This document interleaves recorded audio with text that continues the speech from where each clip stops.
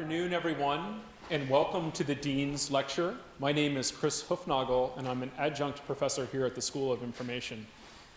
It's a great delight to host my old friend, Jeff Jonas, here at the School of Information. There's a lot of things I could say about him. 52, that old. Go ahead. Thank you. Ancient friend. There's a lot of things I could say about him, but he's asked me to be short. A lot of those things might sound trite, like I could say that Jeff thinks outside the box, but then I wouldn't be distinguishing him from Shingy.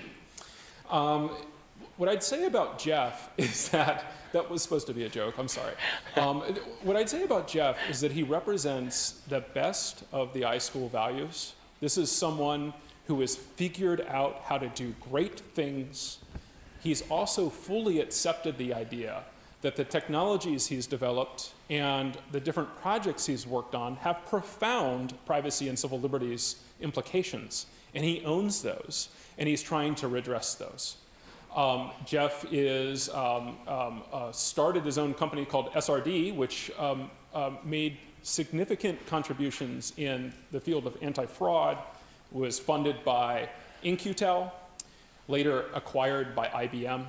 Jeff became an IBM fellow, and he did something that I hear is unprecedented, and that is to leave IBM to start his own company. And he might talk a little bit about that. So with that, Jeff, it's lovely to have you here at Berkeley. We're really excited to hear what you have to say. Thanks, man. I'm a little groggy. I did an Ironman triathlon in the UK on Sunday, and then I was traveling all day back from London yesterday, and I'm a little groggy. Just a few other things about my background is this SRD company they had. I was in the business of custom software. I've spent my entire life designing, architecting, and deploying software systems. I've done roughly 100 different systems. And I moved the company to Vegas in the early 90s and spent a decade building systems for the casinos. One of the systems we built was used to help bring down the MIT card count team. So if you've read the book Bringing Down the House or saw the movie 21, I helped create the software that was used to bring those little bastards to their knees. We built this other technology for the casinos that became known as NORA, non-obvious relationship awareness. They were trying to find people that were banned by regulators who were trying to sneak into the casinos and do business with them, which would jeopardize their gaming license. And that's what caught the eye of In-Q-Tel, the venture capital arm for the CIA. And they showed up and said, "We'd like to invest in you." And I'm like, "Why?" And they're like, "We think we could use your software to find criminals in the government." And I went, "That's interesting." I'll sign up. I hired a CEO to run the company. I demoted myself to chief scientist. And then we did another round of venture capital, sold the company to IBM. And then I stayed 11 years. And just recently, I've punched out as an IBM fellow. There's like 70 IBM fellows out of 400,000 people. It's like a tenured thing, so it's not that common. It surprised a few people, but I've licensed my invention that I was working on so I can continue to work on what I love to work on. The main thing that I'm interested in is systems that can make sense of things while they're happening so you can do something about it right in that moment while it's happening. And how can you do that with more privacy and civil liberty protections? Okay, so I'm going to take you to the year of 2003. I was in one of these 3-letter spy agencies in the Washington, D.C. area. I'm talking to a counterterrorism intelligence analyst. I don't know much about their business. And I look at her and I ask her this question. I go, "Well, what do you wish you could have if you could have anything?" And she thinks about it for a minute. She just looks at me and says, "I wish I could get answers to my questions faster." Now, this sounds like very reasonable, everybody would want, but it was totally insane. It was a 2-move checkmate. The first question I had for her was, what if the question you asked today is not a smart question today, but as more data arrives, if you ask that question in a couple weeks, oh, it'd be a great question. She thinks about that for a second. She looks at me and goes, "Yeah." Looks slightly defeated. She goes, "That could happen." And the checkmate move was, I said, what are the chances you can think of and ask every smart question every day? She thought about that for a second, and I kid you not, she looked completely defeated. And she looks at me and she just says, "I can't." Now, she's a counterterrorism intelligence analyst, so I should have been thinking, we're all going to die. But on a more practical level, this phrase popped into my head that really kind of captures a thread. One body of work over these systems that I've been building is systems where the data finds the data and the things that matter find you. I'll give you an example. A bank discovers some criminal activity and they realize Billy the Kid's going to go to jail. And they're confident that Billy the Kid's working with somebody in the credit department, but they don't know who. Called an insider threat. 6 months later, Billy the Kid's in jail, and one of the employees in the credit department updates their human resources record with a new emergency contact phone number, and it's the same phone number that's in the Billy the Kid investigation. Well, how would the bank know? And the reality is the bank wouldn't know.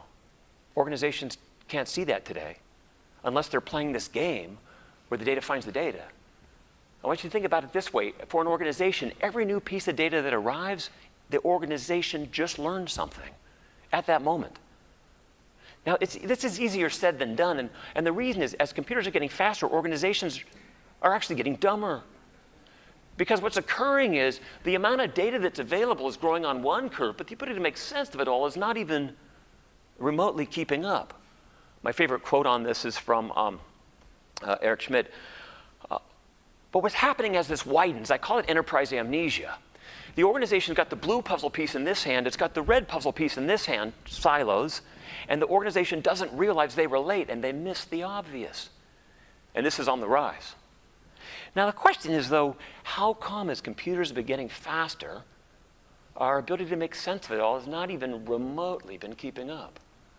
Now, I did a blog post about this some years ago. I called it Algorithms at a Dead End. You can't squeeze knowledge out of a pixel. And here's what I mean by that. You're an insurance company and somebody got on the web and they've subscribed to a newsletter and you've learned an email address and that's like a pixel or a puzzle piece, a single puzzle piece. You could literally use all the computers on Earth an infinite amount of time, an infinite amount of energy, and what do you think your ability is going to be to predict whether that's an opportunity or a risk? You can't. And the reason is it lacks context. And when I say context, I'm meaning specifically this definition. Better understanding something by taking into account the things around it. When you see the word bat in a sentence, you look at the words around it to realize what kind of bat it is. That's context. So when I think about information in context, I'm thinking about taking the data that you already had and then weaving in the new puzzle pieces, the new observations into what you know. And when you have this much context, you literally could use an original issue 1983 IBM PC and make a higher quality prediction than using infinite supercompute pounding on that yellow pixel. And then as context accumulates, new puzzle pieces incrementally build on the picture. So context accumulation is this incremental process of taking new observations and integrating it with previous. Now here's a picture. I drew this. This animation took like 3 hours. So if anybody misses it, I'm going to make you watch it twice. On the left side here is a new observation. It doesn't matter whether it's structured or unstructured, a video camera, a satellite from space, a Twitter feed. It's a new observation.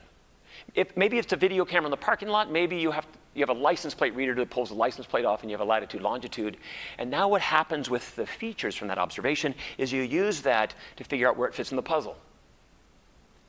And then if you had a big puzzle with billions of pieces, you're not going to take the whole puzzle and send it down the food chain to see if it matters. You're going to take some closest neighbors. So here, a chunk of the puzzle gets advanced.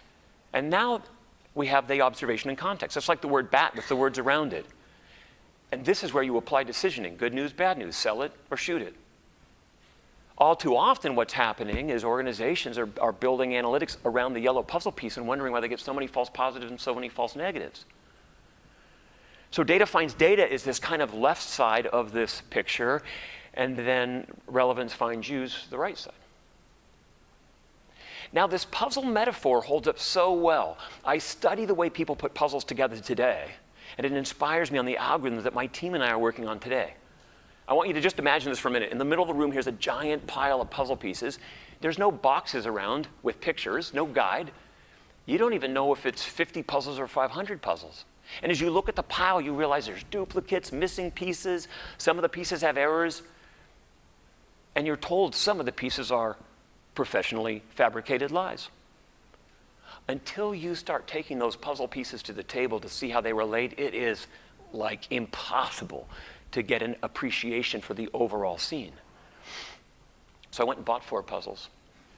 I hid 10% of the first puzzle, a third of the second puzzle, half of the third, and I kept a few random 6 pieces from the fourth, and then because I have a dark side, I bought a copy of the first puzzle, and I kept 10% of these pieces. I made a pile at my girlfriend's house in Santa Monica. On her kitchen table, she was having a barbecue. I told them nothing. Yeah. Now my girlfriend sees her son and the 3 cousins. I, like you, might recognize that's really 4 parallel processing pipelines. Okay, that's a little tech humor. Nonetheless, they just got started. Here's the first 2 pieces of data that found each other. Here more data is finding more data. Here I can see the duplicate right there. They don't even know a duplicate's possible until they find that piece and stack it up. But nonetheless, without the box covers, the 3 primary puzzles began to take form. They started at 6:40, then they realized 22 minutes in there's a duplicate. I think there's some missing pieces. 37 minutes in, one of them blurts out, it looks like a bunch of hillbillies on a porch. I gave this speech in Bucharest. They're not really familiar with the term hillbillies. I'll just tell you, it was at a polytechnic. I explained to them that they're people that live in the hills, they have no teeth. They make their own alcohol and their family tree goes straight down. And then they looked at me and went, hey, we have those. I was like, oh man, it's all one world. Okay, I digress. A few minutes later, as they add more pieces, the clarity improves, and they realize it's hillbillies sitting on a porch near a barber sign and a banjo. This is all they could see. Down under the bowl, barbershop sign down below there, the guitar down below there, the boots and a banjo off to the right. This is the puzzle that I denied them 50% of the observation space. In every puzzle experiment that I've done, with less than 50% of the observation space, you can make an extraordinary claim about the overall scene. I find that inspiring. 47 minutes in, they realized that they could have spent more cognitive energy connecting the sky and the grass, more blue and green stuff, but they realized that it wasn't helping them better understand the overall scene. And so they self-optimized and pulled those off the table, put them in bowls. 2 hours in, the oldest, she was 17 at the time, says, she says this because it was actually hard, because there was so much noise in this system. She says, let's switch sides and see if we can make sense of this from a different perspective. And I just went, man, that is really interesting. How I thought about how could that inspire me in my algorithms. It led me to a piece of work called lenses. A little later, they're like, no, there's 4 puzzles. Wait, you threw in a few random pieces. A few minutes later, the oldest boy just looks at me and goes, you're evil. And I'm like, this is a great day. And that was the puzzle here that had the most pieces, only 10% missing. I've done it without any of the edges. You get the same effect.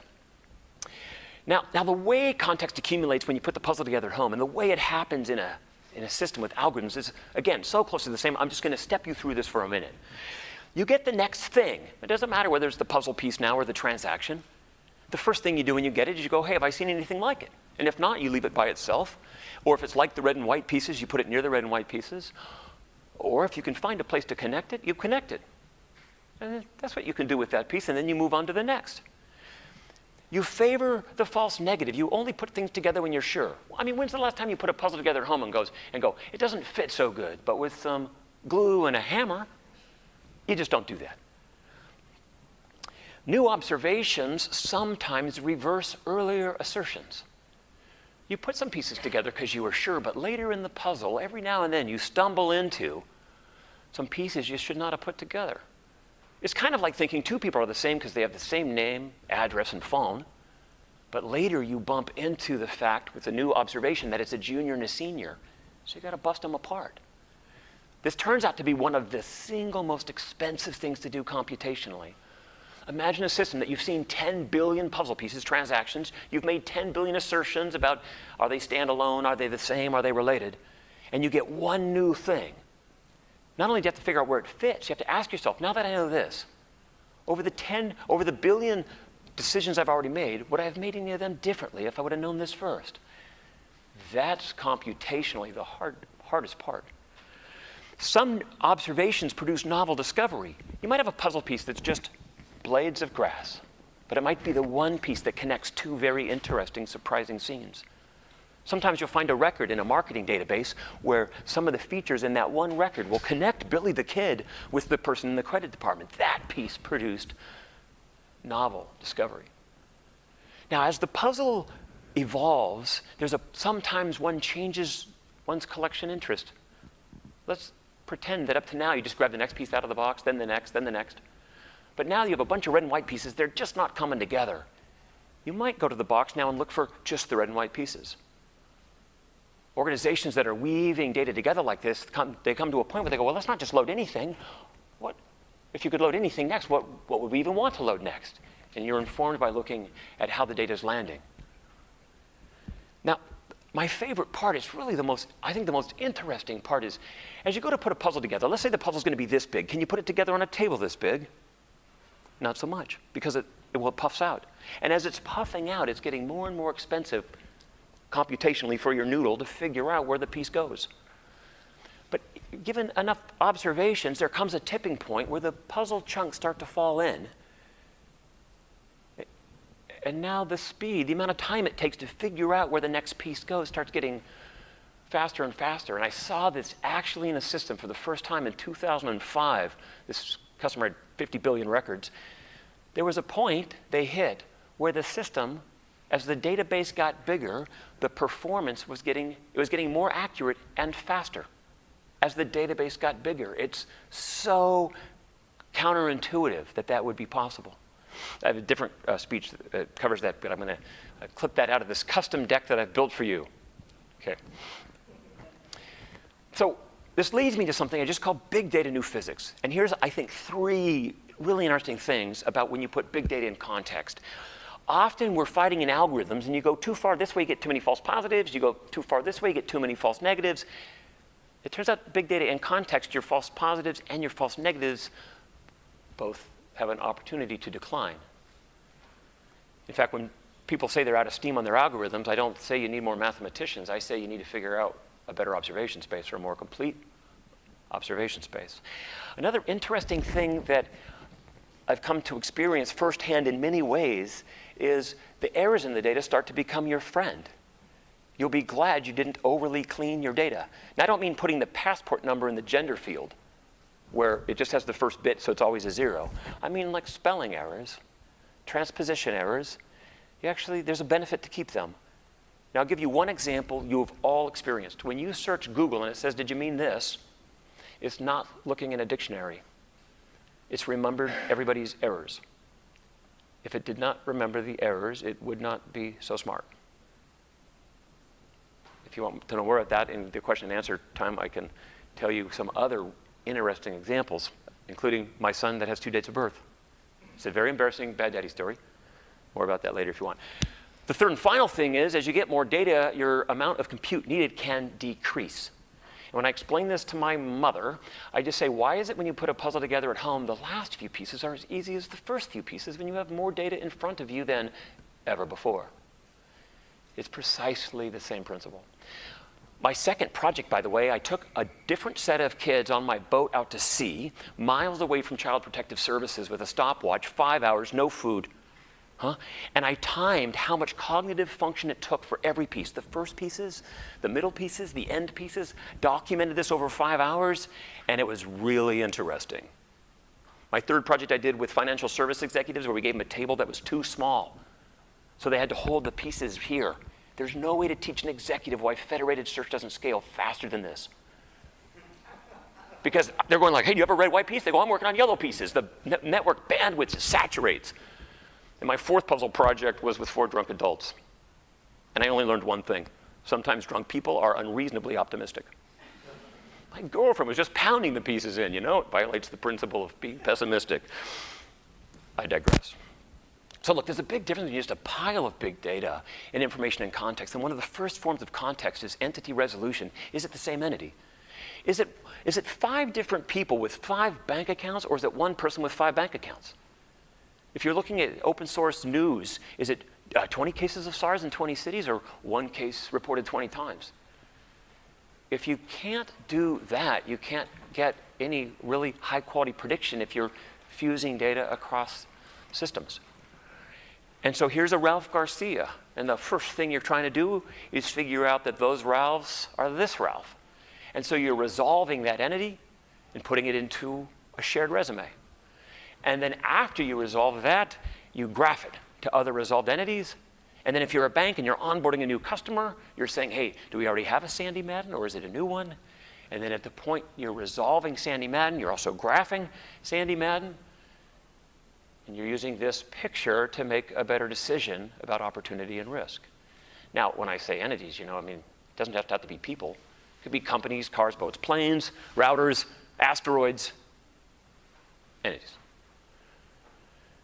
Now, a few years back, I was starting, I really like thinking about how does biology solve things compared to how my algorithms have been solving things. And I started thinking about, how is it that humans resolve identities? How do you know this is me? And if you met me the second time, how would you know it's me? And resolving identities, as I was thinking about it, comes in various degrees of difficulty. I mean, in the lower left corner, they're exactly the same. The second one is just slightly off of 2 ends and Jones, okay, some leading zeros. I've spent a few decades working on the top 2. The yellow one, there's no lies, but if you're trying to better understand somebody, maybe it's the same person. And the top one, you were pretending there's an Ivan in Eastern Europe that has fabricated 2 identities that they're pressing against you. And as I was thinking about how do humans do it, I would have told you a few years back that how do you know it's the same person? Well, name, address, phone, passport, fingerprint. And how would you know it's the same car? License plate, VIN, make, model, color. Router, I don't know, MAC address, serial number. But then in my head, I gave myself kind of this weird little curious problem. I said, yeah, but what if there were 2 identical twins, these 2 ladies sitting on chairs? I didn't know how to draw that, but you get it. And they're identical twins, and they go, we're one person. You're like this. Then they hand you 2 passports that are precisely the same. And they go, see? And then you check their fingerprint, their DNA, their iris, which the iris is different because you get exposed to light differently. So it's unique even for identical twins. But for whatever reason, it tells you it's the same person. And then your most trusted authority, the clouds part in your supreme being, tells you, or my mother says, Jeffrey, it's one person, and you have all this evidence, and you're like this. I was thinking to myself, how is it cognitively in humans? I was missing something in my work. It's really embarrassing now because it's so obvious, but it turns out we have this physics principle kind of baked in. We just know it can't be the same if it's in different places at the same time. And then I realized, the inverse is true. If I covered myself with a sheet right now so you get no physical visual features, and I ducked down a little so the height even changed, then I used a voice changer and said, my name is Susan. And we checked my fingerprint before and after, and it was different.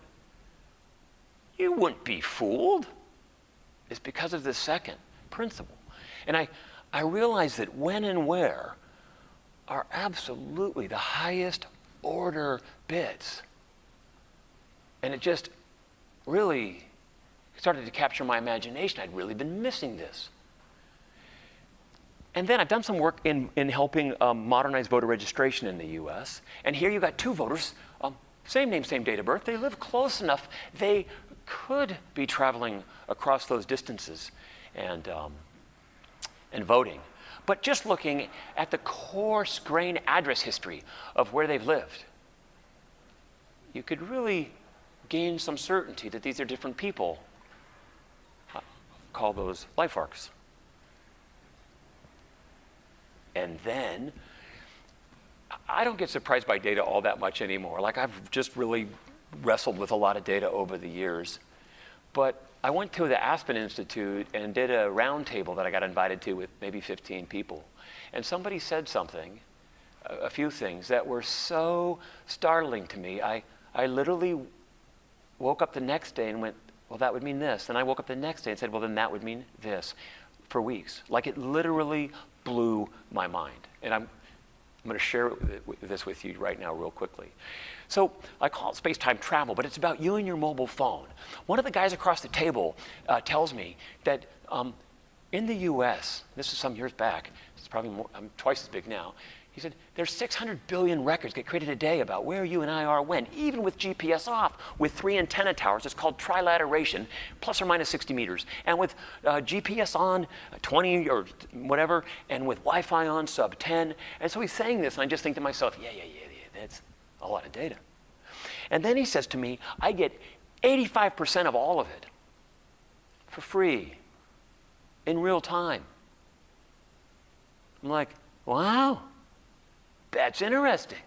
He goes, now it's de-identified. I don't know it's you. It's got a unique number, you know, then a when where, and another unique number, when where, and another one, when where. So he goes, I don't know it's you, but, you know, plus or minus 60 meters, I can see where you spend most nights. Let's call that home. And I can see Monday through Friday, 8 to 5, where you spend most of your time. Let's call that work. He says if I gave him 3 locations I frequent, he could tell me which one of these is me in the spaghetti ball. And then he shows me a heat map of how many people left Bear Stearns, the big financial institution that collapsed. He showed me the heat map of where they went the night before the collapse, Friday night, which bar they all went to. He then said he named a department store. I'm not going to name it now. He names a department store and he goes, I can tell you how many people go to that department store and how long they stay. And I'm like, wow. And he goes, that's nothing. I'm not, this is the truth. Like, I'm not exaggerating. He goes, that's nothing.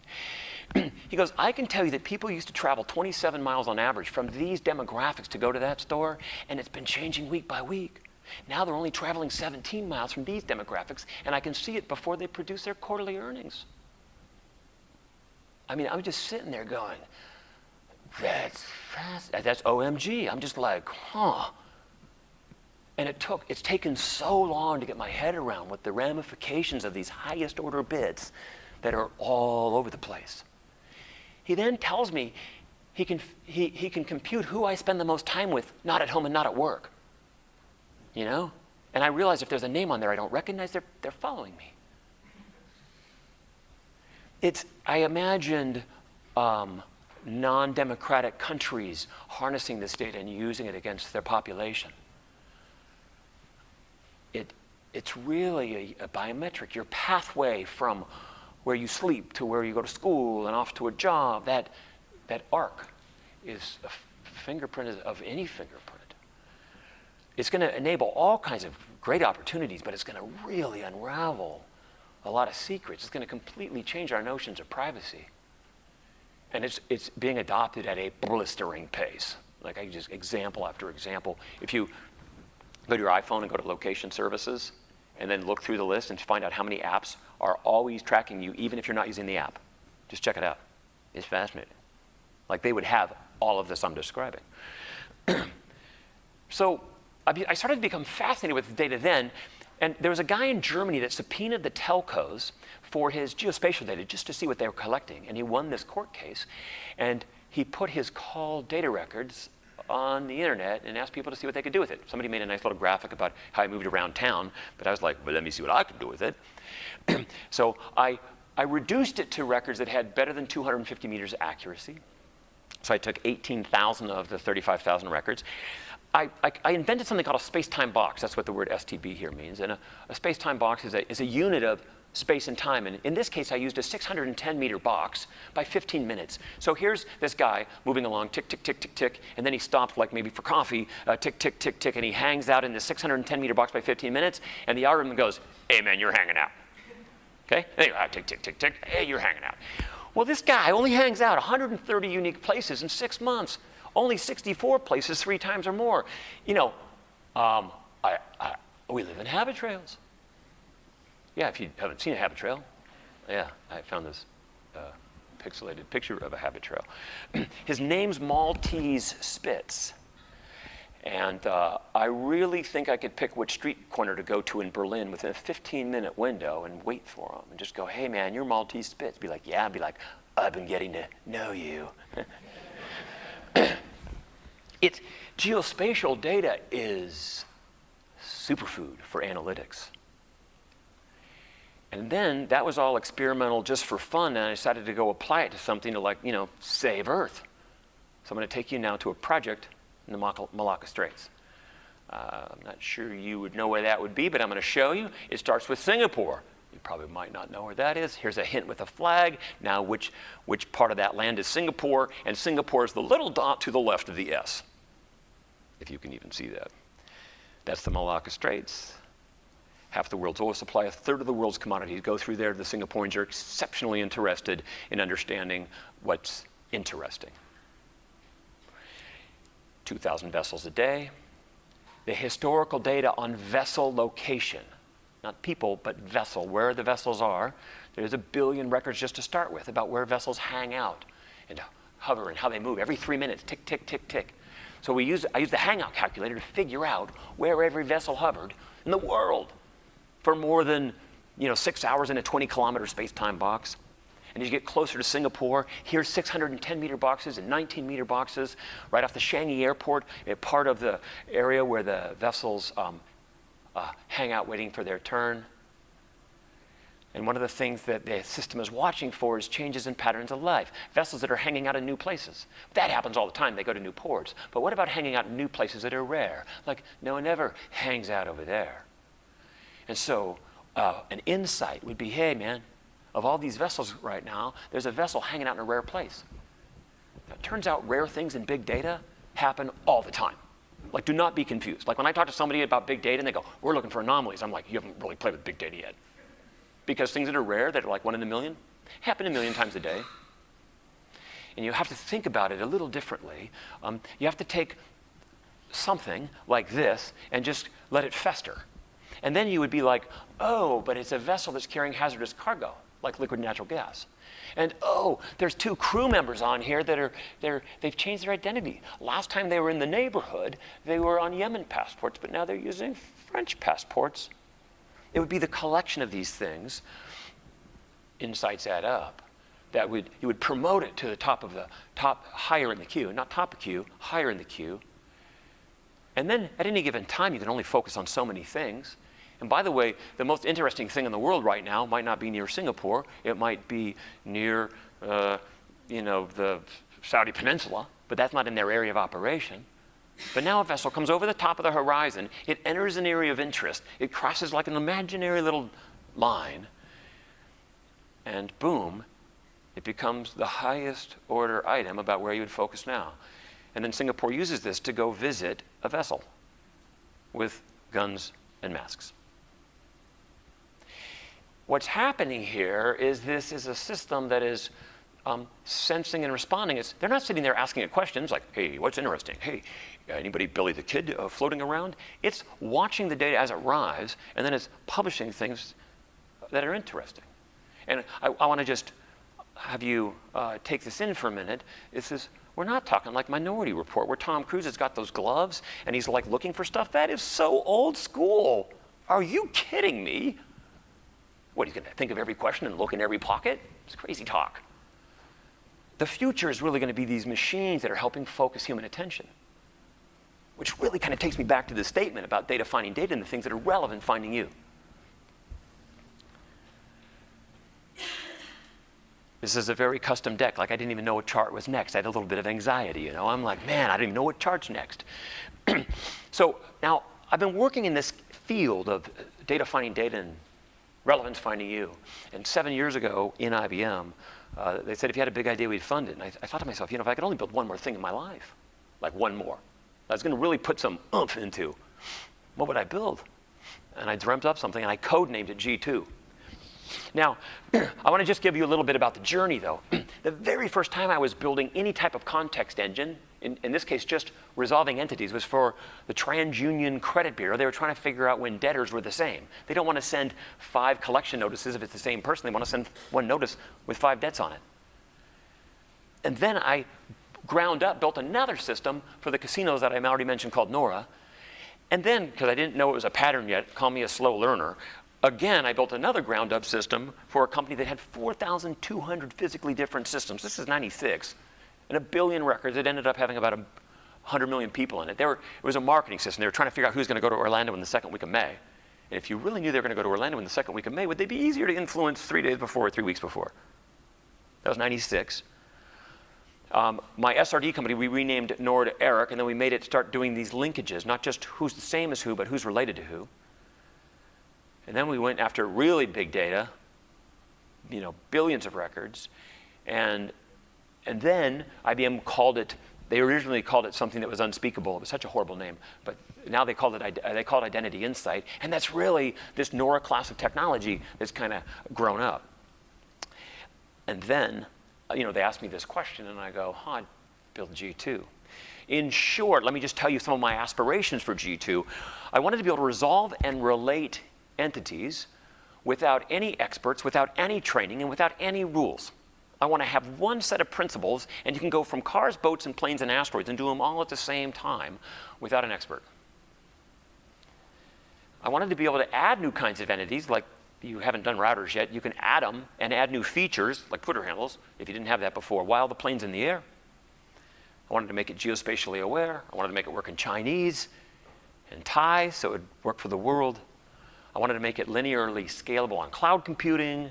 I want to be able to do answers, sense, and respond in 200 milliseconds, so you can put ads on web pages and stop cyber data from escaping before it escapes. And I also wanted to bake more privacy protective features in it than my goal was than any other analytics that existed. Like, that was my goal. I just wanted to bake more in it. Now, I'm going to tell you a little about that, but first, a brief confession. It's very difficult to be a builder of systems and care a lot about privacy, because in my rearview mirror, I go, oh, that's good. And then something will happen. This is where it really started. It's almost a very personal story. I did something. I thought it was fine. It was a government entity needed some help with something. I did it. The risk was over. It was years later, and a story came out that said that database lived on. And I'm like, oh, that's like your rearview mirror. It's like, well, that's odd. Huh. And it really got me thinking. And then I go, well, I'm going to fix that. And an example I have for you, well, this is fine. That's how custom this deck is. Fine. Now, moving right along. So I get this project. Right after Katrina happens, 50 databases pop up of people missing and found. The Red Cross has a system. The National Center for Missing and Exploited Kids has a system. The radio station had a system. There's a 17-year-old that created a system in his garage so you could name the missing and found. And so people are naming the missing and found in all these different systems, and they're having difficulty connecting them. It's just different piles. And so we have this project with the governor's office. But because I was working on privacy, I'm like, oh, here's what I'm going to do. I agreed. We got this in the agreement. It said when we are done, when all the reunifications are done and we've connected people, we've told you who to connect, but we're just going to tell you who to connect. We're going to delete the entire database. There will be no ability to have it live on and maybe be repurposed. I was really quite proud of this. I'm like, this is my new great, I'm more advanced. And it was great. We did 15 of the largest sources. We took 1.5 million records. It was really 36,000 unique people. And this reunification office helped connect 100 loved ones. Yay. And it had these, privacy features. And then at the very end, they closed the reunification office. We gave them 90 days, made the call, deleted the data. And I'm like, victory. That's the way you do privacy. And I've lived in Vegas half my life. I just moved to Venice Beach, but I'm driving around in Vegas. It was a hot day. Maybe I was dehydrated, and I was just thinking about this system. I was reflecting on it. And I realized if we failed to connect two people that we needed to connect, because one was elderly, had Alzheimer's, and needed their diabetic medicine, and we didn't connect them and they died, I'm like, ooh. I'm like, ah. Or somebody in organized crime was trying to find somebody in the witness relocation program. We accidentally put them back together, and there's a dead one. I imagine myself on the witness stand in front of the judge, and he's going, well, Mr. Jonas, are you saying you deleted all of the evidence? I'm like, holy moly. So I ended up writing this blog post about decommissioning data. You're destroying the evidence. And it's like, in my rearview mirror, it's like I ran over another body. It's just so imperfect. And then I had this is completely impractical, okay? But I'm like, okay, how would you fix this? We'll print it. We'll make it unusable, we'll print it. And I go, no, people will OCR it. I go, we'll print it to CAPTCHA. Huh? Oh yeah, there's the evidence, sir. It's all just a giant printed CAPTCHA. I mean, that I think would be perfect, okay? But I'm sure if anybody really paid you to do that much work, I'm sure it has some imperfections. But anyway, so it's just messy. But nonetheless, I'm going to tell you a little bit about 7 things that I thought of that we could bake in out of the gate. And the first 3 I made that you can't even turn off. And there's some reasons why that you can't force these on everybody. So you can turn on or off the other ones. Full attribution means knowing where every record came from. I found some years ago, quite a few years ago, right after 9/11 basically, there was a group that was kind of collecting watch lists, and I went to visit them. And in the conversation, I came to discover that they had some watch list records, but they didn't know who gave them the record or why they were on the watch list. Like, how could that be just? In the Universal Declaration of Human Rights, there's 7 acts in there that use the word arbitrary. Like, one of them is, thou shalt not arbitrarily arrest, detain, hoods, mask, exile, and stuff. If you had a record about somebody on a watch list and you didn't know if it was current, who told you or why, like, how could it be anything but arbitrary? So full attribution is making sure that every single record knows from where it came. The next one was false negative favoring. I mentioned earlier, you only put the pieces together when you're sure. But there's some really rare things that happen. But unfortunately in big data, rare in big data at 300 million people affects a lot of people. And so I'm going to show you a real example here. I changed the names to protect the innocent. But here's what most systems would do. Look at this, these 3 different identities. And the algorithms are going to figure out where to snap it. Because the T in record, is that 3? I don't know if you can see that, but the bottom one there, because of the T, it makes it slightly more weighted towards the left side. But you don't have the middle initial for Patricia. What if her middle name was, Teresa or Terry? So what existing methods do, and my prior methods, is it would snap best fit. That's really probably not the right thing to do. And I've seen this in systems. And so what we do now is we call it certainly ambiguous. We're sure. If there was only the record on the left or the right, it would be sure. But when there's 2 that it's 100% sure, in the absence of the one, it would be the other, then you just can't arbitrarily snap them together. I can't tell you how much work this takes to be able to do this at scale, okay? But what you want to be able to do is hold it out and go, literally, it could be both. You have to let it fester. You have to let it settle in and wait for more data to arrive to have any certainty. Then you have to figure out how to present this to downstream systems and so on. Self-correcting false positives. You put those 2 people together because they have the same address and phone. Later you figured out as a junior, senior. Let me show you what that looks like. You put these 2 records together, let's just say because of the name, address, and phone, fine. Generally that's great. But then this record shows up. Now take a look at this. It's got the driver's license from the bottom record. It's got the same name and address, but the name's the same except it's senior, not junior. The moment this record shows up, you want to pop that record out of there, that's a false positive, and move it to there. Otherwise your system is delivering inaccuracy. Now in marketing systems, inaccuracy means somebody sends me a hair care product. Okay, great.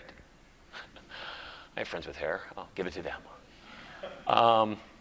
But in systems that could affect people's civil liberties, this is super important. Data tethering, it says, look, if somebody adds or changes a record in a watch list, you need to make sure it moves down the ecosystem. If you've already shared it with somebody, and somebody deletes something off the watch list, how long do you think you'd want to wait before it fixes it downstream? So that's data tethering. A tamper-resistant audit log is you want to make sure that people, as they're using the system, you want to record it in a way. Here's a problem that happens. Whether it's a hospital or whether it's a bank, there'll be a looky-loo. Somebody that goes, Peter Swire called this peeping. It's like, oh, let me just go take a look. Maybe they're going to sell the data to the National Enquirer. Maybe they're looking up their daughter's new boyfriend, and just to see. And so a tamper-resistant audit log is recording things in a way that even the database administrator can't undo it. It's like etching it in stone. I worked on these before blockchain, but I think blockchain is going to contribute to this in a more open source way. Information transfer accounting says, Where has the data gone? This is so common. An organization that may sell data loses track of exactly which records they sold. They might know that you requested, males in this age group that like tennis, and you know that you sent them 13,000 records, but they don't know exactly which records.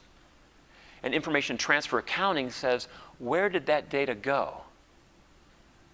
And so I imagined, no bank's done this, I haven't convinced anybody to do this yet, but imagine going to kind of your bank and you have some tabs, and one of them is your basic data, and then you can go click on who looked. It's like going to your credit report. At the bottom of your credit report, if you've ever looked at it, it's got inquiries. It's like who's looked. That's transfer accounting. It's been sent to somebody else or somebody else's eyeballs. And then there's sent where, like who did they send it to? And I could imagine, I like American Express, so I'd be like, yeah, that's fine. Okay, IRS, you can't stop that. S&J Inc., huh? Maybe this would give an opportunity for somebody to tell that company to use data tethering and pull it back. But today, if you went to an organization and say, where have you shared or transferred the record? Very few organizations could tell you where they've shared it. And the last one I call selective anonymization. I built the NORA thing, and then I realized that I was getting ready to take my kids on a Disney cruise, okay? And I was a single parent, and there was a story in the newspaper in the USA Today that says there's a threat on Port Canaveral with terrorists, and I'm thinking we're all going to die. And I thought about my NORA, like maybe the cruise lines would take all the passengers and compare them to the government watch list, and I realized it'll never happen because the cruise lines don't want to send all their data to the government, and the government can't send their secret list to the cruise line. I'm like, we're all going to die. And so I invented something I called ANA for a while, and it was about anonymizing. It's called a one-way hash. It's like changing the data so it's non-human readable and non-reversible. These things have names like MD5, SHA-1. It's a little cryptographic function. If none of that makes sense, I'll give you the Reader's Digest version. If you take a pig and a grinder and make a sausage, if I give you the sausage and a grinder, can you make a pig? Right. Okay, that's a one-way hash. And so I built this thing called ANA that was used for anonymized data. And extra money to charge people for that. And one of my lessons learned in this privacy work is if you charge people extra money for privacy stuff, they tend not to buy it. So it's best really just to bake it in. And so in my G2, it's selective anonymization. I'm going to tell an example of something we did with Pew Charitable Trust. It's running about half the country, more coming, on improving the quality of the election rolls. The Republicans like it. The Democrats like it. It's really unbelievable that we got everybody to agree on this particular system. And so you have states that are sharing data to a third party. It's a nonprofit. But states don't really like to share the personal identifiers. Now, name and address are public records, so it's not like you have to spend a lot of time hiding that. It's on public rolls. But the date of birth, the driver's license, and the Social Security are not. And so they use selective anonymization to grind the data up and put it into this non-human readable form. And it allows them to make predictions like if somebody's deceased, they're like, hey, they're probably not going to show up and vote. And so the purpose of this is to help reduce unintended disclosure. If somebody steals the database, there's no disclosure requirements because you haven't lost the personal identifiers. You're not trying to make it non-re-identifiable. You're trying to obscure the attributes. So sometimes when I use the word anonymization, by the way, people think I'm trying to talk about de-identification, which has all these re-identification risks. It's like a whole nother complicated chat. But anyway, there was a paper written about it by a law firm about how it complies with the EU Data Protection Act. And Peter Swire, that had a big hand in the development of HIPAA, wrote a paper about how it applies to sharing healthcare data. So, okay, a few closing thoughts. Old school, I used to do this, and I think the world still is largely doing this. If it's risk data, we build some risk analytics. And then we're like, oh, we're going to do HR data. The dream puzzle pieces, we'll build some analytics to study that. Oh, social media, Twitter? Oh, we'll build a system just for Twitter. Tomorrow, somebody shows up with magenta-colored puzzle pieces. You're like, well, let's build a system to study those. You can make some gains against it this way, but you can't get really great gains if we keep doing it like this. I think the future is going to look more like this. And the better of a job that we do on data, finding data, the easier it's going to be to figure out what's relevant to who. And so that's center box there is context computing, and I've been working on how to make it general purpose. So you could do marketing and customer service and fraud detection and hunt for asteroids and do them all at the same time in the same database with the same configuration. That's what G2 is. a big kind of macro statement is everybody's trying to compete. I mean, banks are competing with banks, governments are competing with governments, and healthcare providers are trying to compete with people who are trying to, cyber extort them in Eastern Europe. And really, it's to compete. If two entities have a similar observation space and they have a similar ability to compute, then they're really the only way left to be competitive is to be really fast, to be faster than the other. So I'm always trying to think about how to make things faster and faster. This was highlighted some years ago when the CEO of Goldman Sachs said every millisecond they shave off their trading programs makes them $100 million a year. I mean, that really captured my imagination about what it means to reduce latency when you compete. I blog like once or twice a year, only so I don't have to repeat myself, but I have one blog post that's so important. I'm going to force it on you right now, and then we'll take questions. Okay. I call it fantasy analytics. Okay, I kid you not. Over half the organizations I go see, when I say, what do you want to do? They go, what are your goals? They go, blah. And I go, what data do you have? And they go, blah. I go, not even a room full of divine beings could use that data and make those predictions. Are you smoking crack? I mean, you don't say that in Singapore, where I'm a lot. And so in this blog post, I took a handful of customers and I blurted into one storyline. And here's how it goes. What kind of business are you in? They're like, we protect the supply chain. I'm like, great. What are your goals with analytics? They're like, we want to find bombs. I'm like, oh, I love projects like that. Tell me about your data. Tell me about your observation space. And they go, well, we have who sends it. We have who they're going to send it to. We have who's going to drive it there and take it on the boat. Good. We have the manifest about what they said's in it. I'm like, it's great. What else you got? And they go, that's all we got. And I just look at them and I go like, no one writes bomb on manifest, man. You will never find a bomb. It's fantasy. I'm not kidding. Half the organizations are like this. So in this short little blog post, in plain English, I have two little self-help kits. One of them is called Assessing Observation Spaces. Like when people go, we have this problem, here's our data. And like literally sometimes in 5 minutes and rarely more than 2 hours, it's just the way I kind of kick it and go to see if it's going to, do anything for that. But half the time it doesn't. And then you can't give executives problems. So the second, and maybe the most important little self-help kit in there is called Widening Observation Spaces.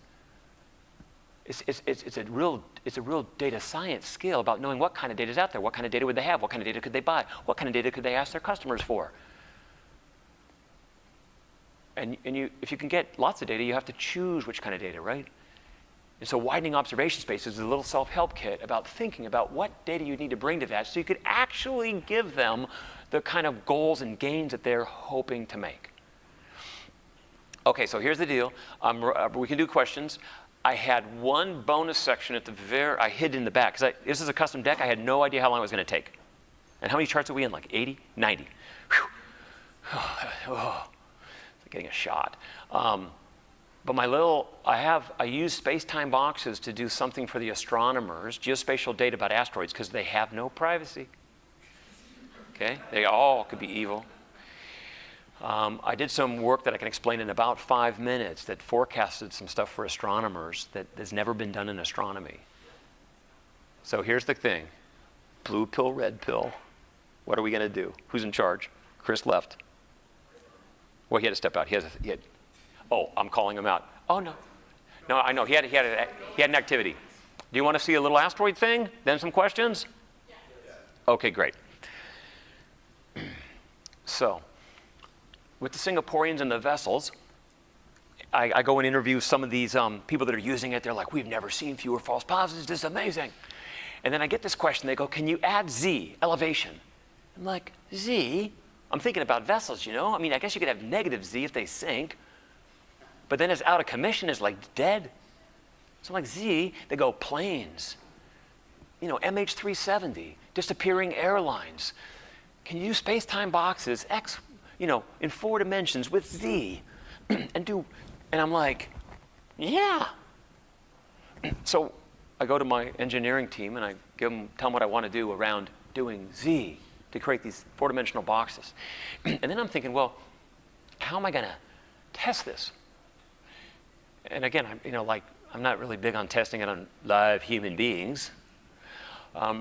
So I go to the Institute of Astronomy at the University of Honolulu, and I sit down with these astronomers, and I don't know really anything about their business, and I start asking them 1,000 questions. Like, some are ridiculously dumb, they almost threw me out, okay? But they put up with me. And so they're explaining stuff to me, and this is kind of how it goes. They go, we take pictures of space, and we get shiny dots.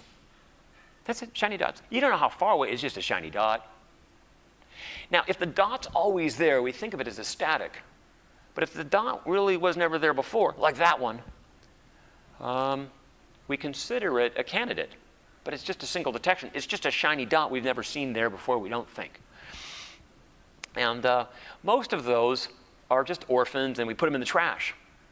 But if we're lucky, 8 to 15 minutes later, we'll get another shiny dot that's not a static, that's right next to it. And then we call it a tracklet. And then when we get 3, we call it a track. And then we still don't know how far away it is or what direction it's going. They don't know if it's going this way or this way. And they have to get 6 before they take those 6 points and put it in a giant piece of math that I think they still use in Fortran. A giant piece of math which includes theory of relativity math to figure out the orbit. And then they register it, they put it in a database on asteroids, and they give it a name. Okay? So this is what they've taught me. And then I'm like, that's interesting. I'm like, you could forecast it backwards, call it backcasting, and find a piece of trash that you threw away years ago to help chew up the orbit. They went, yeah. And I went, and you could not only forecast it to make sure it doesn't hit Earth, which is important because this is where we keep our stuff, but I go, you could not only forecast it, but later when you're taking a picture somewhere in space, you could anticipate what dots should be there. You could use it to increase your sensitivity. And they went, well, that's interesting and all, but it's not always there. I'm like, really? They go, it may have rotated and it's no longer illuminating light. They're not all round. I'm like, okay. They go, the collection array has some errors in it, some defects, some gaps between the silicon, so sometimes you just didn't see it. Sometimes the orbit wrong, which is really rare, and every now and then they ran into another asteroid, and who knows where it's going.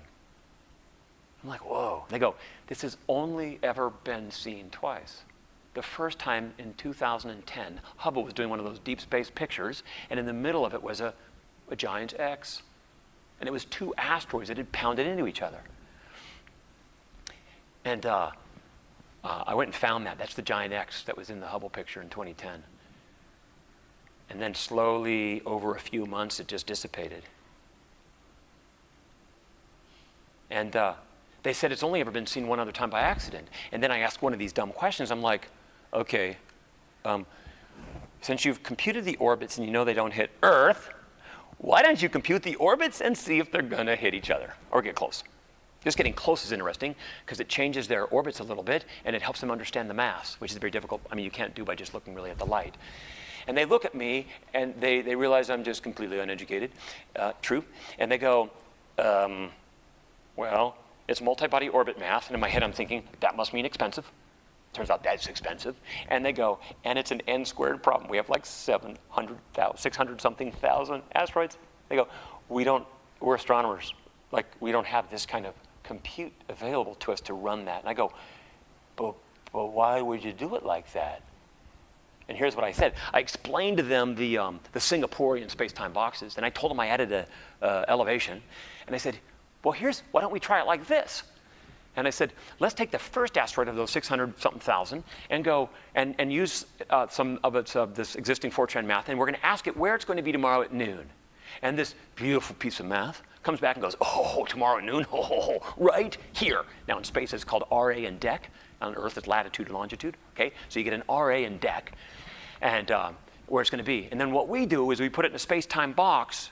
We can just go. It's kind of like saying, like the algorithm comes back and goes, oh, man, tomorrow at noon, right here. And we're like, yeah. What zip code is that? You know, we just put it in a pretty big space-time box. If you care, it's 0.005 AU astronomical units. 0.5% distance from here to Earth, pretty big zip code. And then we go to that same asteroid and say, hey, where are you going to be the next day at noon? And the algorithm comes back and goes, oh, here. And we're like, yeah. What zip code is that? We just did that on every asteroid. We just like, hey, what zip code are you going to be in when? We did this for 25 years. And it turns out on any given day, only 2,000 asteroids are even in the same zip.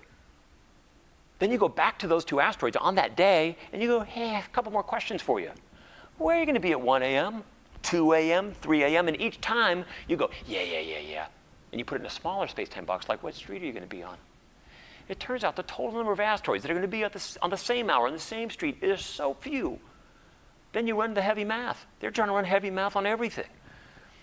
And so this is kind of what it looks like. You take the first asteroid and you say, where are you going to be? And then you put it in a zip code, and then you forecast it forward. Then you take the second asteroid and forecast it forward, and only when they're the same zip do you extend it, and now do it by a smaller unit. And then only then do you take that and go boom. And so here's the top 3. We gave them this forecast for the next 25 years. These are 3 examples. Anything less than 1,000 kilometers is really interesting to them. I mean, within the error rates they may hit, just getting near each other, they compute masses. There's a paper they're working on this. And then I've told them if they don't get the paper out in a certain time, we're going to publish all the data so all of astronomers can benefit from this.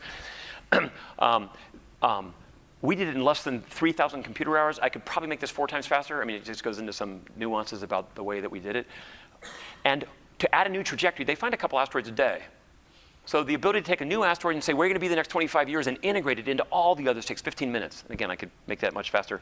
The methods they were going to try using their multi-body orbit math was going to take 10 million computer hours and 4,000 hours every time they found one new asteroid.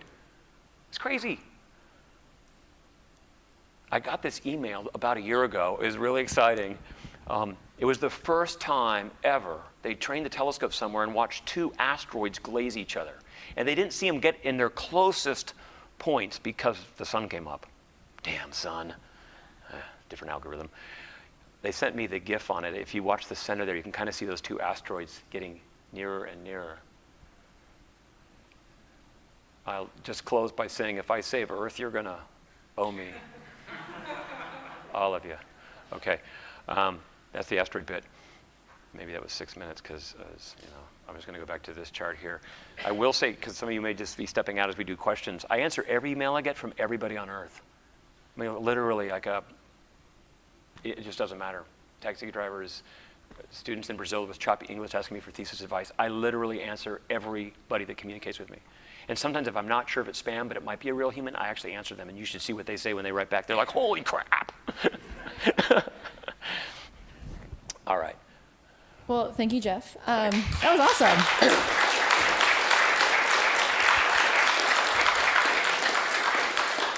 So we're going to open it up to questions, and Anna or Dean is going to start. But I'm going to ask you to... You're not going to start? Oh, sorry. But we're going to start with holding the microphone to your mouth. This is just for our online audience. It doesn't amplify in this room at all. Okay, questions? Hi. So, first, awesome talk. Really enjoyed it. Thanks. But I wonder if you could clarify some specifics. No. No. Okay. Thank you very much. Well, go ahead. Well, no. So the talk was very high level. Yes. And the first half was premised on the assumption that more data gives you the ability to find context, and that can give you better predictability. But as it was presented here, it's a bit of a leap because no hard theorems or data was presented. Let me pause you for 1 second. You can finish whatever the question is. Sure. But if I were to give you the technical talk about how to do this without that, one does not appreciate what you're trying to solve. I've tried it. If I just go straight down to the work structure governs function. We spent a year on paper on just the schema to get the scale so we could change our mind about the past. If I don't set it up like that, one doesn't appreciate what you're trying to solve for. And it wasn't a 2-hour talk. Fair point. I mean, I guess that probably answers that. I was going to say, what couple of sentences can you give to back this up, given that, for example, in some fields, you try your absolute hardest to cut out data, right? Like what they do at the LHC, most of their effort, or a lot, as somebody who worked there, I can say most of their effort is get rid of all the data. So you have I'll tell you this. A general trend is to hold on to what you can. There is a point of saturation and overwhelm when you can't keep up by collecting everything. As I mentioned, I think earlier, I'm really inspired by biology. In fact, the work that I'm doing is closest to the hippocampus. Like, I love hanging out with hippocampus people and just talking about what I'm seeing and what they're seeing and seeing how our notes so interestingly line up. that said, a very human thing about overwhelm, in this room, there's a hum. Can you hear the hum? You're not processing that. There's some talking outside. No one's processing that. All of this is selected sensory deprivation. We're blocking it out. Although if we heard a bang outside, that would be interesting. We'd maybe run to the window. I have a piece of work I'm doing called selective curiosity. You don't run to the window, and when you get to the window, look at the building across the way and go, they could update the paint. No, you run into the window to see if a car backfired, which that doesn't happen anymore. Crazy thing. But you run to the window. Is it a firecracker? Are people running? But that's a point about choosing what lands on the floor. I can see you're only partially satisfied. But you're welcome to email me, and I will tell you what I think about it in the ways that I've been trying to solve it. I'll give you one other example is vessels that are moving around. I'm not trying to take every three minutes, ting, ting, ting, ting. I'm just taking places to hang out. So think of that as a cache. It's a pre-processing cache. You're just publishing hangouts. Excellent talk. Thanks. You mentioned that you appreciate biologists, and I think that in my background is in physical chemistry, but I look at these companies that have a lot of data, like these tech companies, and they just know they have a lot of data and they want to do things with it. And you talk a lot about kicking it around and finding context. And I guess in your example about the asteroid, you know that you have asteroids. Asteroids exist in time and space. That's 4 dimensions, fine. Can you talk a little bit about the role of the human in defining the context when you have a really messy problem, like more like your examples, like voters? I know exactly. Well, I believe I'm going to be able to satisfy your question, but let me return to a certain picture. Oh, it's close. I can feel it. Oh man, come on. Okay, it's got to be close now. I'm halfway through the deck. I want to show you this. You're kidding me. How many charts are in here? I can't even find it. Okay, I know where it is now. Just a little further. I gave up too early. Boom. Now, to make systems like this work, there's different, this kind of highlights some components. Out on the front side, you have to have things that extract features from observations. I don't know, is it facial recognition, is it a license plate reader, is it structured data? But that's a kind of technology, and projects may spend anywhere from 10 to 30%, or depends how many sources, it could be 90% if it's 4,000, to get that data into a proper order, even to find context. That next part is how do you relate data to each other? In my prior body of work, my G1, if you will, identity insight, if you got new data sources and new features, you need an expert, and you analyze the data some, and you make some new rules, and you test it, take them. Maybe in a whole project, you might spend 10 to 30% of the time just trying to reconcile and graph entities, if you even needed that. I've been trying to make that trivial. I'm just trying to collapse that to nothing. And I'm trying to do it in a way that's so general purpose, it doesn't matter what your mission is. You're a general purpose sense-making unit. Part of the stuff that you do up here has to do with some athletic thing you like, something else you do up here. You switch contexts into what you're doing in education, then you're at the family and hanging out with friends, it's different. But you're doing all of that with the same noodle. Now the next part is decisioning. To get any system of any use, decisioning is where you've created some models. It's like, is that good news or bad news? Is it an opportunity? Is it a risk? That takes a lot of work. In my maritime example, I kid you not, we had a whole team working on it. I deep dived on that. I spent 1,000 hours on that. Learning that field enough to help guide that part. It's not my favorite part. It needs to be done, it's important, but you have to have some experts. And today we're seeing more and more machine learning. There's a piece missing here in this picture, by the way. I just had to cut some things out because I didn't 90 charts, But straight over from contextualized observations, I sometimes show a box under decisioning. I'll just show you right here. I put a box right here called deep reflection. And I use the word deep reflection to mean data mining and machine learning. And by the way, I just want to parallel this to biology. when you're sitting on the couch at home at the end of the day and you're just thinking about what you know, you're not inputting stuff. You're data mining on yourself. Okay? So again, I don't care whether it's data mining or machine learning, but that's deep reflection. You're pausing to reflect on what you've learned over time. And then you say, wow, the next time that happens, press on the brakes earlier. And so you're publishing interesting things so in the future you can respond and react better to opportunity and risk. So you see that you're drawing on the data you've contextualized over here, you're discovering new patterns, and then periodically you publish those. But anyway, that takes a lot of time. I did some work in anti-money laundering with banks. I spent 2,000 hours studying that. It's not my favorite thing to do, but it's essential. And I think there's big gains that could be made there too, but I've just chosen which leg of the stool to be obsessed with, and it's general purpose fusion. Like, I don't care whether you're marketing downstream, trying to find an insider, or trying to find organized gangs or child trafficking. I can do the same thing. You can do it all with this one thing. How do you feel about that? Wow, yeah, you and I are growing closer by the minute. You, my friend. No,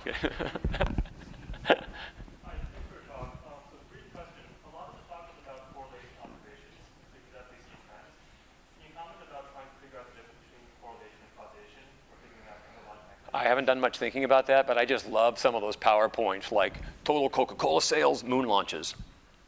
You're like, wow, we can really start investing by looking at Coca-Cola sales. I don't have anything smart to say about that. I know I left you completely unsatisfied, but I can't help you on that. But it lives in the decisioning piece, not the context accumulation piece. I'll tell you one of the things that I've done. It's not going to satisfy you, but it may be interesting to some of you, is if we had one pile of puzzle pieces in this room and you took a stab at it, your end state versus my end state versus somebody else's might be a little bit different. There might have been a case where you were a little more optimistic and attached to them when you shouldn't, and you might have noticed something to connect that was really a good one, but I missed it. I think of these as different perspectives. It's the same observations. And so one of the things that I've built into G2 is this ability to have lenses. So you can have one set of puzzle pieces, and you could have lenses that are a little more optimistic, a little more pessimistic. Somebody could have their preference on the way they think the world should be organized, and you can manage a diverse set of lenses. And it's like having the same pile of puzzle pieces, but if you had 6 lenses, it's like having 6 states of the puzzle. And later you could check them and see if they align with each other and see if there's a minority report, like one of them really doesn't align with the rest.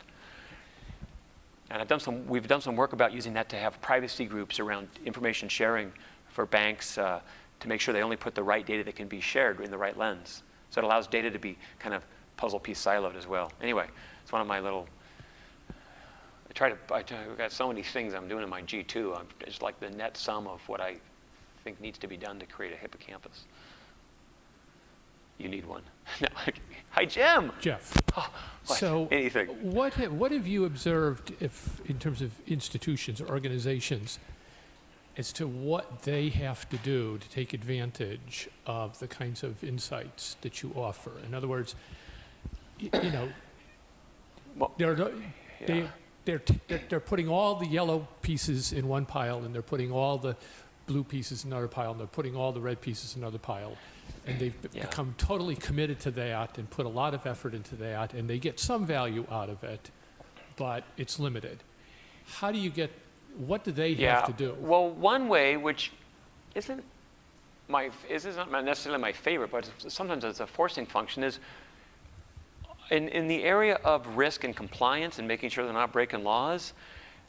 I'll tell you, I mean, this is kind of holding true across like private sector and public sector, is in terms of risk, is they're barely catching the idiots. I mean, the idiots run out of gas on the way to the operation. They take the wet match to the fuse. I mean, they're barely catching them. So one way that organizations end up needing to do this and having to do this is because they've missed some things that were so obvious. There's a big money laundering case that it was in Hong Kong, and this lady that was an apartment manager was moving like $80 million a year through her bank account. Like, how could you miss that? She's an apartment manager. That's missing the obvious. The place where, if there's not a forcing function, the reason one does something like this is to be more competitive. They're trying to optimize their business. They're trying to be more efficient, provide a better service, and that's, I mean, as much as I have fun trying to catch bad guys, it's the way I love to see it be used is just help make organizations more efficient. Like, you know, route trucks the right way, and give me, if I'm going to get an ad, I'd rather have it be something useful than something like a hair care product. One more thing is, with the rise of machine learning becoming so popular, when people ask me if I'm building AI, I'm like, no. But if you were ever going to build an AI system, you'd have to be able to reconcile your entities and know how they're graphed. You'd have to do this form of context computing if you're ever going to have a machine learn over diverse data. You couldn't do it by thinking it's 5 people with 5 transactions if it's 1. So I think everybody in the machine learning space is going to need something like this to get the data aligned. And they'll either spend a few decades to try to get this far, or I'm hoping to make it really widely available. By the way, it exists today inside of SPSS Modeler, which is a data mining tool. There's a little node called Entity Analytics. It's a very light version of the G2.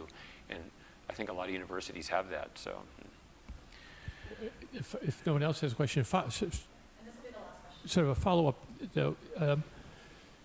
But so an organization has these, you know, they know they're not getting the answers. They know they have a fraud problem or a marketing is not as efficient, but still they sort of remain wedded to, they try to keep doing better what they used to be doing. You're talking about a different way to approach data. What is it that, I assume some organizations respond to what you're proposing, others never quite get it. I see. And what Okay, difference do you see between those who get it and are prepared to make the institutional changes versus those who... I think I can maybe answer that, and it's become kind of, call it a new secondary of, I get excited about inventing things that the world uses. Inventing something that's cool in 1 or 2 places that doesn't get really broadly used doesn't excite me.